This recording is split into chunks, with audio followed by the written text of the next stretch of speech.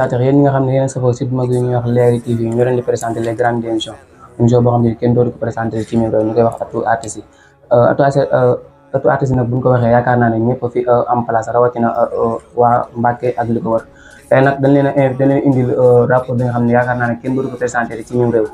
ñu koy wax Dixa from Yoon Daal rapport bi nga xam ne dafa mën a rap bi nga xam ne yaakaar naa ne bis bu ñu tàmbalee ba ci kanam rek da ngeen xam ne dafa mën a rap tey moom laa leen indil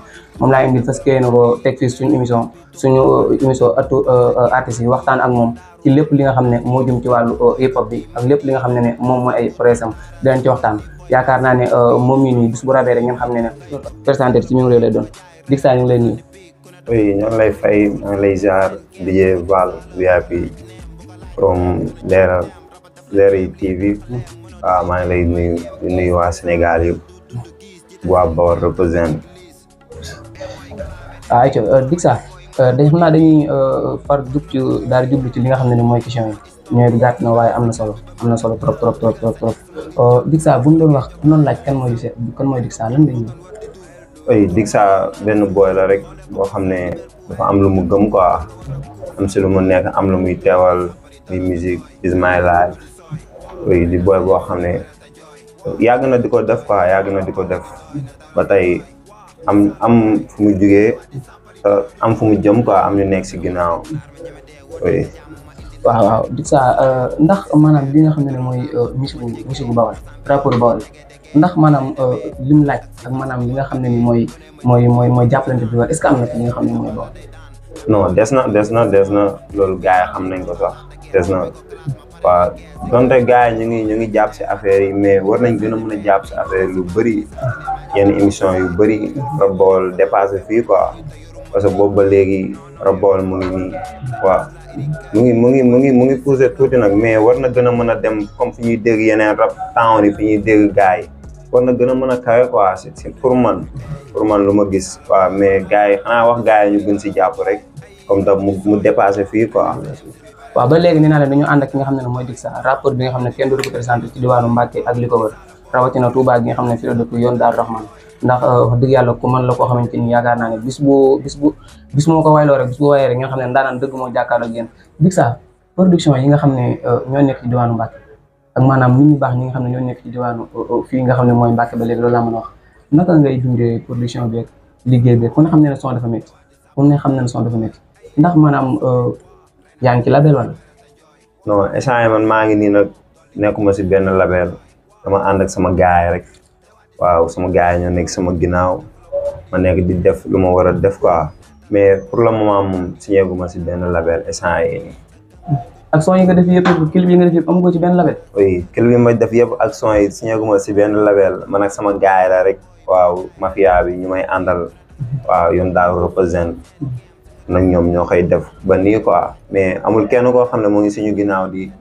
yëkkati dara di ñu ko jox quoi lépp lu ñuy def rek suñu yëfu bopp la quoi suñu xaalis la si la ñuy jël di ko si def. loolu métti na Dixa maanaam musique ak ni mu méttee comme ni ma ko waxee léegi maanaam son rek dafa métti boo amee instrumental son rek dafa métti asantu baa ngay tëggulu nga war a ñëwaat war a fay ñu clipal la clip ku nga xam ne tamit dafa métti nga war a yenn saa yi nga war a génn yenn saa yi nga war a dem Dakar yenn saa yi nga war a dem Diourbel def ay tournage yooyu noonu tamit lépp ci seen propre moyen la. non tar na gars yi xam nañ loolu sax. tar na trop waaw parce que loolu lépp ñun ñoo koy ñooy fere lépp sax xam nga ay boy lañ demaguñu fenn dañuy soog a dugg si live rek waaw parce que lu bëri amaguñu ko dañuy soog a tàmbale. oui tar na trop métti na mais ñoo ngi koy meñcee quoi. jaajëf kon ba léegi tamit dañuy ñëwaat ci question yi rek tamit ndax ku ne xam ne comme ni ma ko daan waxee rek musique moom métti boo xamante ni yaakaar naa ne su amul ñu la jàppale rek dafay xaw a métti. programme yi ndax mas ngaa def concert wala da ngay dem ci ay concert mosoo programme benn concert. oui pour le moment moom defaguma concert quoi mais ñu ngi may invité si yenn concert yi si yenn fosco yi maa ngi dem waaw di représenter quoi mais pour le moment nii moom ñu ngi waaj nag amaana si kanam dinañ def concert mais pour le moment moom defaguñu concert quoi. ak ni nga mënee rap ni nga mënee li ngay def. pourquoi pas mënoo organiser benn boo xam te ni maanaam say fans yëpp ñi lay déggee ñëpp dañ fay daal di ñëw ak ñi nga xam ne maanaam man damay déglu sa ay son fi ma la xamee yàggul waaye ku mën a rap nga damay déglu sa ay son man jàpp naa ne sax yow yaa ngi def li nga xam ne mooy ay concert pourquoi pas concert quoi. waaw concert nag daa am lu ko jiitu quoi daa am lu ko jiitu daa am si lu ñu nekk loo xam ne ñu ngi job quoi ngi job te loolu buñ si paree rek dinañ si jublu tëgg concert bu mag fii nii waaw comme gars yi ni ñu koy def ñu soow avec fans yi waaw ñu ngi dox si loolu stade bi ñu ngi dox si loolu noonu après daa am lu ñuy njëkk a teg rek si table bi ba pare soog a dox si concert bi. soog ci dox si concert bi ba léegi am na solo du soog a def ci concert bi am na solo trop ñaata son nga am ak ñaata clip nga am.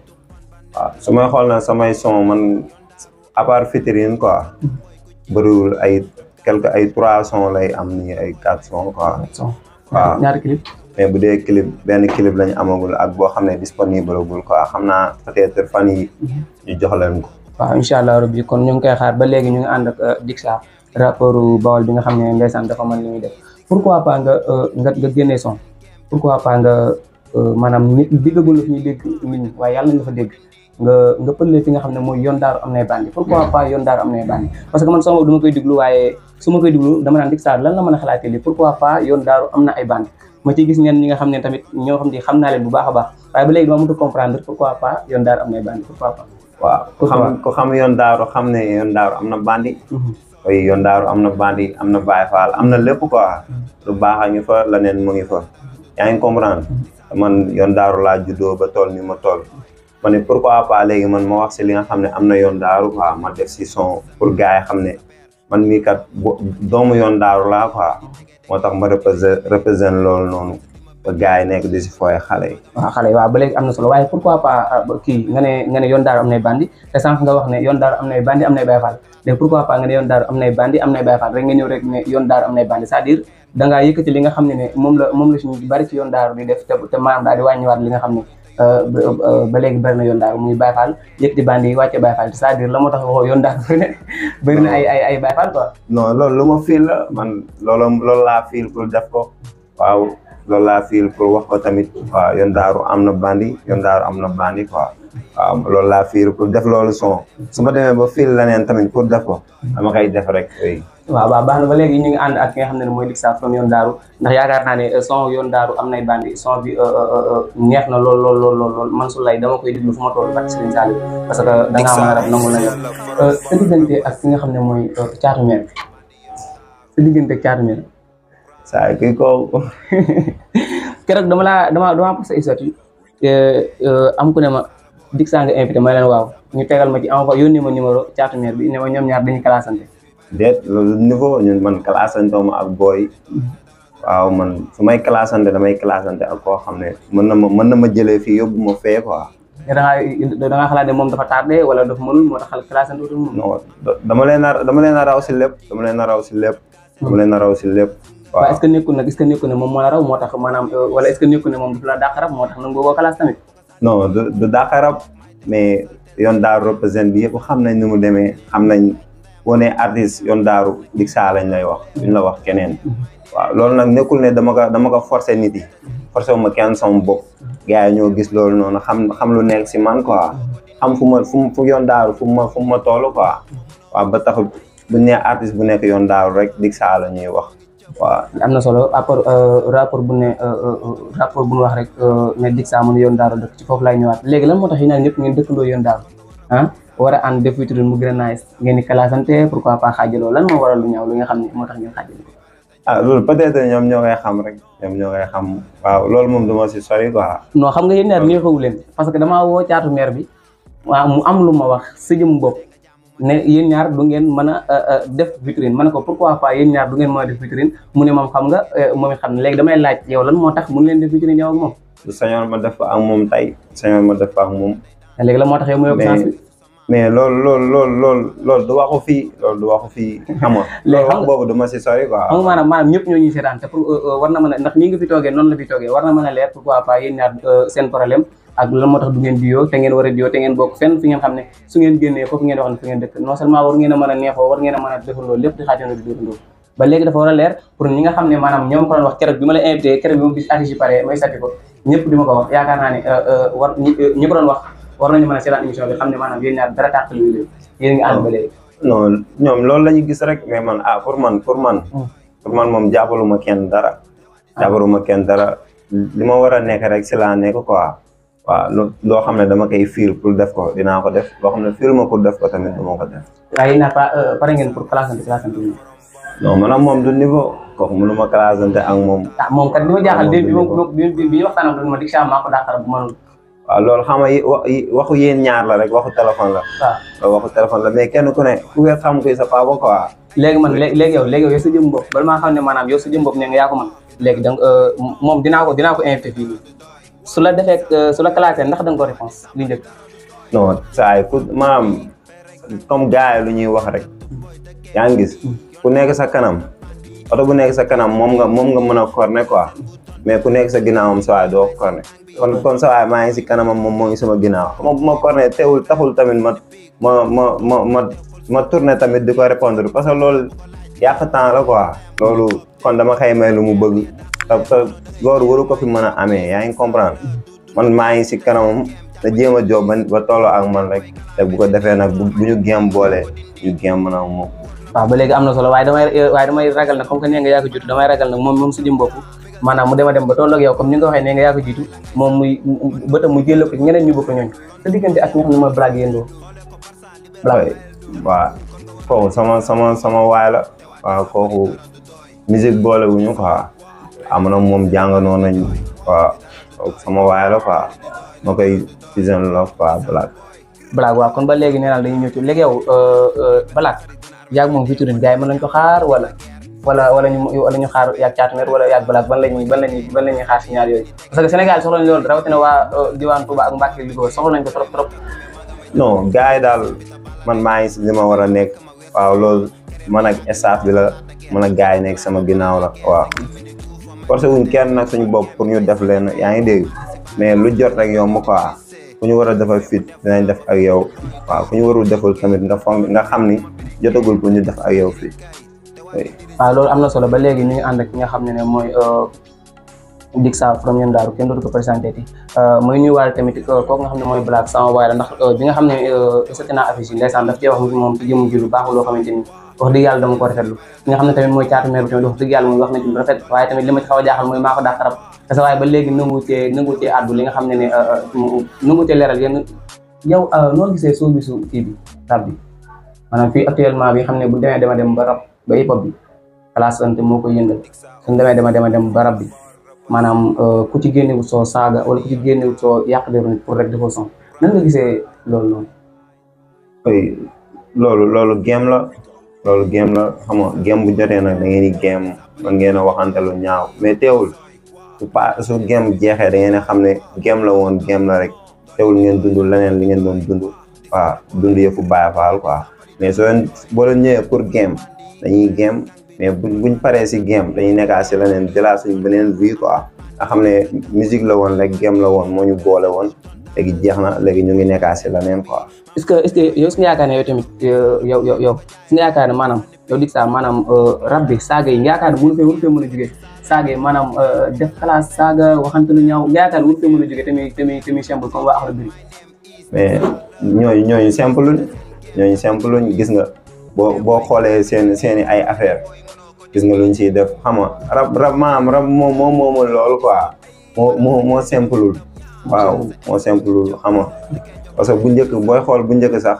gars yi ak li ñuy wax nii ak bu njëkk am na différence parce que bu njëkk gars yi doon nañ xaw a ragal nii sax di wax yenn kàddu yi mais booy xool instant yi moment bii nii gars yi gën a ñemee di wax yenn affaires yi yoo xam ne gars yi nanguñ sax daan ko léegi dañoo romb si di ko tudd sax dañ koy def nit yi di gis quoi oui musique moo demee noonu. am na solo li nga xam ne mooy classante ba léegi rek fi laay des diggante nga ak Akhlou Brick tey boo doon jox ki nga xam ne mooy comme ni ko gars yi waxee soo doon jox ki nga xam ne moo dàq classe ñoom ñaar kan nga koy jox ñoom ñaar. oui diggante Akhlou Brick ak Ngaaka Blindé loolu moom saay man ñoom ñaar ñëpp seen affaire ñoo ngi may dal quoi ñoom ñaar ñëpp seen affaire ñoo ngi may dal. waaw xam nañ loolu waaye dañ ne tey comme maanaam boo doon joxe le meilleur du rapport si ñoom ñett ñooñu kan nga ciy jox. ki ko nit yi jox rek parce que instant yi seen classante bi gis ngeen gars yi ñi nga xam ne moom lañ def favori quoi. waaw léegi yow ci rapport yi nga bokk déjà te tamit yaakaar naa ne boo doon jox yow am na ci koo xam te ni moom ngay déglu daal ne kii moo dàq rab jiw si ñoom ñett ñooñu nga xam ne ñoo doon defandoo kii bi yow tey boo doon déglu kan nga gën a yaakaar ne ma mën nga ko see jox en tant que Sénégal tamit war nga mën a taxaw ne diw ñi moo dàq rap fii nii. non su may joxe dinaa joxe sax mais du nekkul ne pas Dakar rap quoi. mais instant yi moment bii nii bu fekkee bu ñuy mujjee classante moom instant yi maa ngi si Akhlou Brick quoi. parce que ñoom. pourquoi parce que ñoom ñoo ko jekku la gars yi gis nañ loolu lépp waaw am nañ ne moo waaw foofu noonu digg Ndakaaru yaa ma gën a xam mooy loolu. léegi yow su fekkee ne da nga ne kii classe bii nii ñoom kii ñi nga xam ne ñooy Akhlou Brick ñoo gagné Ngaaka Blindé yow nga ne boo ko doon jox Akhlou Brick nga koy jox waa Akhlou Brick ndax da nga ne ñoo jekk Ngaaka ci jamono yi te effectivement tamit ñoom ñoo ko jekku ndax rab bi noonu lay demee ku nekk da ngay jekku sa morom ndax yaakaar naa ne daaw Ngaaka moo jekku woon léegi yow ci rapport yu mag yooyu nga xam ne ay ñoom Dip ay ñoom Vandrikal ak Bees am soo daal ay ñoom ñii kan moo ciy sa kan nga ciy déglu maanaam xam naa ne ñëpp nga déglu waaye ñoom kan nga ciy ëpp looy déglu te kan nga ciy topp. bu dee ñooñu moom saa man avant may dugg si rap nii si game bu dul même su dul rap quoi su dul cadrement rap sax mais temps boobu moom comme lu nekk sama xol rek Sampos yi boobu moo ma gënoon a neex si ñoom moom laa daan topp lu bëree. kooku rabut kooku bongo man la rabut. non même dégg nga lu ma la wax même bu dul rap mais islam moo ma neexoon quoi islam moo ma neexoon comme lu ma daan ko suivre moo ko ñeneen ñi quoi. islam moo ma neexoon nekkul ne comme toppee ma ko sax pour rap mais jëmmi islam moo ma neexoon quoi. solin bi daal. oui islam comme lu muy def rek. gars yi gis nañ. léegi ba léegi dañuy des ci nga xam ne mooy Sampos ñu gëj koo gis gëj nañ koo gis lool wala man boobu gëj naa koo gis ndax maanaam ñoom it ñu ngi seen liggéey ñu ngi koy defee noonu def ak maanaam par rapport ak dafa daanu ak fi ci mel ne ndax yaakaar naa dañ ko doon gis fan yee muy classante ak fii Matadi la yaakaar naa ñoom ñaar seen classe fan la mujj ak maanaam nu ñu kii nuñ demee ñoom ñaar ñëpp dafa mel ne ñoo xaw a daanu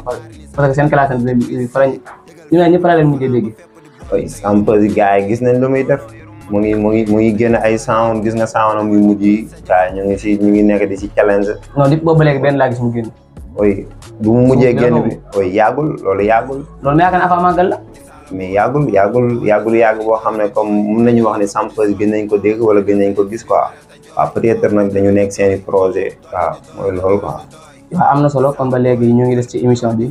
jotaayu artistes yi ba léegi ñu ngi ci ngeen ànd ci ak Souleye Fall l'animateur des peuples nee naa leen tamit nag fii nii yaakaar naa ne ku ne am na fi place ngay musicien ngay rappeur ngay taasukat ngay tëggkat bi yaakaar naa ne soo ma wooyee dinaa la indi sama plateau bi invité la jàkkaarloog yow di la poser ay questions nga di ma réponse yaakaar naa ne loolu moo ñu fi tax a ñëw léegi dañuy arrêté tuuti ci maanaam bi ngay doog a dugg ci rap lan moo la motivé ba nga dugg ci rap ak lan moo la neexoon ba nga bàyyi musique c'est-à-dire ba nga bàyyi way ñëw dugg rap pourquoi pas rap nga choisir rap te bàyyi musique.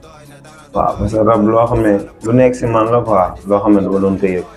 waaw ak sama yenn gars yoo xam ne mu ngi sama side foofu ma leen di représente ma bu daa groupe oui ñoom lu yokk ma dugg si rap ñoom si lañ bokk waaw parce que ñoom may fit quoi ñoom may doole ak sama gars yi xam ne ñooy nekk sama ginnaaw oui ñoom may doole ba ma dugg si rap ba commencé di def ba fu ma toll nii quoi lépp ñoom la. lépp ñoom la am na solo lépp ñoom la kon ba léegi yow bi ngay soog a tàmbali rap nan nga ko dundee ak sa waa famille ak say waajur yi naka nga ko dundee métti woon na wala. non loolu moom dina métti quoi parce que am na yenn affaire yoo xam ne soo si soog a dugg moom sa famille du leen neex carrément mais nekkul ne dina leen métti trop mais duñ la wane neex na leen carrément quoi waaw parce que am na ñoo xam ne xamuñ musique foog nañ ne boo nekkee si musique rek da nga war a bon quoi da nga war a def affaire yu bon mais koo si waxtaanal ñoom seen biir expliquer ak lu nekk si yow quoi dina xam bu baax quoi ni musique nekkul ne lu bon moo la siy dugal wala bëgg lu bon quoi loo xam ne da nga koy yëg mu nekk sa xol looy bëgg la pour def ko quoi. looy bëgg la pour def ko waaw ba léegi dañuy àndaat ak ki nga xam ne mooy Dixa ba léegi moom lay àndal décembre bii nii ndax yaa ngi am nga ci programme yoo ci waajal wala da ngay waaj a génn wala am nga ci événement yoo xam ne ci nga war a def. oui décembre bi am nañ ay affaire war nañu jouer ay concert war naa leen jox clip waaw peut-être mën naa leen jox sax ñaar ba ñett wala ma jox leen benn wala ma tegal leen si ay projet quoi maa ngi ñëw décembre bi waaw di profité waale di leen joxaale quoi rendez-vous bi waaw pour gars yi ma doon laaj clip bi heure bu baax bi mu ngi ñëw gars yi ngeen xaar ko fekki ay fan rek ba jox leen waa léegi ba léegi am na solo ñu am na nag nga xam ne mooy Dixa forum yoon daaru yaakaar naa ne li mu fi wax lépp am na solo sa diggante ak Double M yaakaar naa rapport bu Mbàkke la woon n'est-ce pas sama jumul mu ngi kaawise waaw Double M booy la comme booy rek waaw booy la comme booy waaw dañoo bokk Bawol ñun ñëpp waaw moom tamit gem bu ñu boole woon dañuy gem rek comme yeneen artistes yi ñeneen ak ñeneen quoi waaw moom tamit booy la mais Baye Fall la moom tamit réew la quoi. léegi yow ba nga yaakaar ne maanaam Double M teel ko dugg ci classement nga yaakaar ne Ngaaka Blindé teel koo dugal ci li nga xam ne mooy classement ndax jàpp naa ne bu ko ñu baree xamagul ginnaaw Bawol yaakaar naa pour man moo naa siiwee na leen dugg classe ñu koy xamee ci classe yow noonu nan nga koy jàngatee war naa mën a classe léegi wala maanaam waroon naa mën a bàyyi ba ci kanam. oui Double M war naa mën a classante mais kenn ku ne xam nga koo war a classe quoi. kenn ku ne war nga xam koo war a classe waaw xam nga ki nga xam ne yéen ñaar war nga peut-être nag lu mu fiil la def ko mais kenn ku ne xam nga koo war a jéemal quoi waaw parce que am na xeexal ku la ëpp doole moom sawaay waaw du xeex quoi pour man sama xel du gàtt quoi ba comme ni nga ko waxee rek noonu laa ko waxee xeex ku la ëpp doole du xeex ndax yaakaar na dañ ne waxtaan ak ki lay déglu ak ki lay tontu ndax yaakaar naa ne soo dee waxal ki ngay waxal dégg la ba léegi tontu wala yaakaar naa ne yàq say wax lay doon ba léegi tamit dañuy des ci li nga xam ne moo nekk actualité mooy actualité fii actuellement nii ci rapport muy ki nga xam ne rapport bi ànd ak Ngaaka Blindé def turin clip bi yaakaar naa ne ba ki dem moo njaay liggéen tam dëkk Mbuur pourquoi pas ànd ko am birik mu ànd ak kii nii mu ànd ak Ngaaka ñu yaakaar ne yow loolu jàppoo ne jaxase la wala maanaam daal yow lan ko jàppee ko non peut-être mën na bañ a nekk jaxase waaw parce que nekkul nii Ngaaka Blindé dafa am ak problème waa Akhlou Brick rek dafa war a mën a am problème ak man quoi waaw nekkul ne dafa war a am problème ak kii rek war a am problème ak man mën nañu nekk di ànd mu am problème ak yow te du am problème ak man teewul bu ñu waree def suñu projet man ak moom dañ koy def waaw loolu la rek mais nekkul ne loo xam ne lu ma ñaawlu la quoi pour man yow daal ñaawlu waaye loolu dafa dugg ci dégg-dégg kii nii ànd ak Ngaaka Blindé ci Mbuur la dëkk jóge Mbuur bàyyi waa Mbuur ndax Mbuur ku nga xam ne ñaar rapport yi maanaam comme ni nga ko waxee léegi muy ñoom ñaar ñëpp dañoo mën te yaakaar naa ne tamit am nañu label mu war ko fi bàyyi daal dem fa la nga xam ne mooy Dakar ànd ak Ngaaka Blindé te loolu yaakaar naa ni loolu rafetul quoi ba peut-être gars yi mën na bañ a rafet seen i gis-gis mais pourquoi pas moom tamit comme nu Ngaaka def ba xëcc booy yooyu noonu def ak ñoom fit léegi pourquoi pas ba moom mënul def loolu mënul yëkkati booy seen niveau pour wane leen si yenn image yi tamit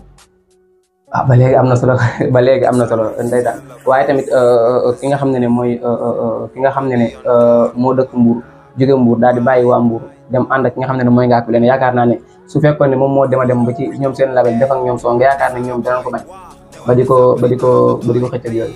non am na loo xam ne ama artiste mënul jékki-jékki di forcer boppam ci kenn nit kenn quoi ñëw mënuma ñëw ne damay def ak yow fit force waaw léegi comme nu Ngaaka def ba def ak fit ak moom ànd ak moom wane ko pour man waa Akhlou Brick suñu njëkkee woon loolu quoi peut-être booy bi du ko bañ mën nañ ko nangul loolu noonu comme ni ko Ngaaka defee ak moom waaw kon ba léegi nag ñu ngi ànd ak nga xam ne mooy Dixa ñu doon waxtaan ci li nga xam ne mooy wàllum aar ba léegi ci hip hop bi rap bi ci lañ leen waxtaan ba léegi nii ndax Mbacke am na ay mission de production yoo xamante ni ñu ngi li leen mën a jàppale ndax am na fi ndax damay gis souvent maanaam musiciens yi waykat yi nga xam ne ñoo nekk Mbacke ak rappeurs yi nga xam ne ñoo nekk Mbacke ak Louga rawatina Touba yi bari nañ te koo ci wax danaan kii bi dafa métti génne son dafa métti te amuñu li nga xam ne mooy ñu ngi produire donte waxtaan nañ ci léegi waaye ndax am na fi ndax damay li koy jooytu mooy bari oui loolu pourtant am na fi gars yi maa ngi leen biga baale ñoom tamit African Studio parce que maa ngi gis ñu ngi def ay affaires yu nice ñu ngi def yenn émission yi ñu ngi def yenn concours pour wane sa talent quoi jàppale yenn artistes yi nga xam ne ñoo ngi Bawol te ñuy way am seen talent ñu ngi leen di defal lépp waaw pour di leen wane pour rap Bawol jéem a génn fii quoi ñoom ñu ngi taxaw si loolu. waaw kon ba léegi ki ñu àndaloon mooy Dixa yaakaar naa ne li ñu mayoon ci temps tamit su jeexul tamit yaakaar naa ne li ciy des bëriwul waaye tamit li duuf ci nag bi xajul ci cin bi yaakaar naa ne dañ koy bàyyi mu tàggatoo daal di wax ay projet ba beneen incha allah rabbi Dixa lan ngay tàggatoo ak ñi lay seetaan ak lan mooy sa ay projet da fekk nga ñuy waaw samay projet lenn la rek maa ngi bëgg a def benn EP waaw di bëgg a leen jox ay clip quoi nekkul ne benn clip nekkul ñaar nekkul ñett maa ngi leen di lépp loo xam ne pour di leen bigal rek maa ngi koy jox moment bi nii pour ñëw jox leen ko waaw. léegi yow tey man bala maa tàggatoo man sama nim bopp tey yow su ma doon rabloo bala ñoo tàggoo ndax da nga ma te damaa bëgg nga su fekkee mën na nekk dañ ko tëjaalee ma tàggatoo la tax ñu tëjaalee ko muy yoon daara am nay ban ndax mën na nekk la tànk ñu luy dem. oui loolu problème parce que man artiste la rap musique moo fi indi quoi. waaw oui artiste la. kon ba léegi nag Dixa lañ àndaloon ndax fekk may tàggatoo ñu tëjee ak moom mu defal ñu yaakaar naa lu neex dama leen wax ne tamit kontaan naa ci yéen ñi nga xam ne yéen ñu doon seetaan ak ñi nga xam ne ni bu artiste bi génne dañ ko doon partagé ñu jàppale ci liggéey bi tamit kontaan nañ suñu waaye tamit kenn sama ñaari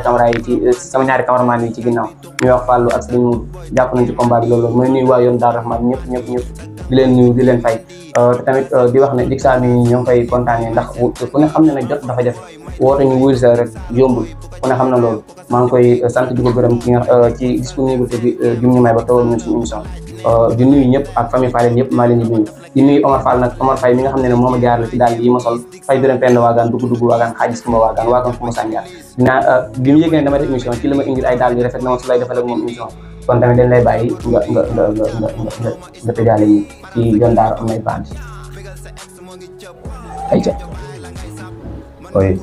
même pas Sala boy teewaat di sàppali dara du doy robb di sooy fay naa sa MC bi parel te jooy ci dara du doy loolu du doy ne dara du doy Sala boy teewaat di sàppali dara du doy Sala boy teewaat di sàppali dara du doy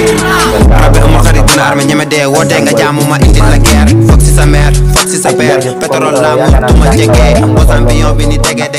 ni lay demee àndal ak si fan si di ma bëggee ñu ngi lay jaajëfal di la kontaan kon sama gars yi ba beneen yoon ci beneen émission ëttu artistes yi yaakaar naa ne ñëpp am nañ ci place képp nga xam ne bëgg nga su la invité la rek woo ma ci numéro yi nee naa leen tamit sama invité suur nag bi ñu demande ni incha allah rabbi surprise lay doon da ngeen fi gis ay ndaanaan yu mën a rap bu neex yàlla ay